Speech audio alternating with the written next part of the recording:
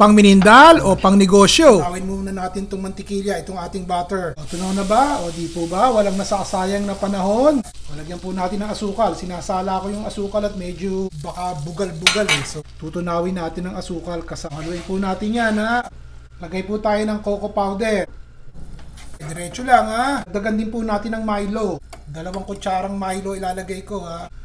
Diretso ang halo. Papatayin ko muna ang apoy at palalamigin natin. Malamig-lamig na ba? Chocolate chips, kalahating tasa.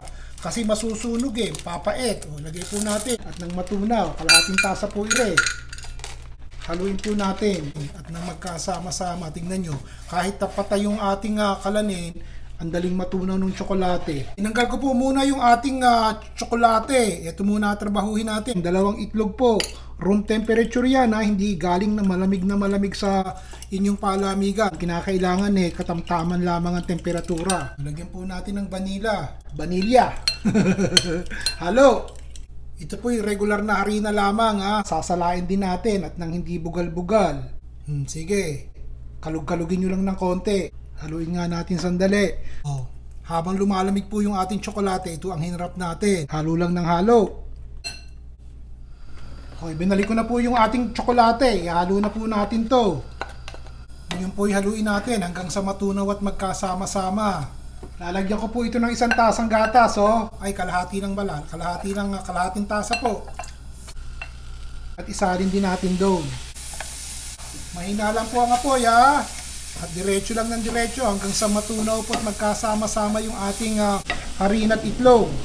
Halo lang po ng halo. At nakikita nyo yung nagkakasama-sama at nabubuo na. Lutuin nyo pong maigi yung harina. Dagdagan pa po natin. Konti na lamang. O, ganyan lang. Talagang dumidiskarte lang tayo para magkaroon ng minindal. Palalamigin na po natin yan ha. Nakita nyo, nasisimot na ang lahat ng tsokolate at harina din sa ating kawaling ginagamit. Yan. Di po ba? Papatayin ko na po yung apoy. At isalin natin ha. Dini ko na lang ilalagay ha. Dito po natin palalamigan. Yun. Huwag nyo munang papakin. Mainit po't mapapakot ang dila nyo ha. O, meron pa.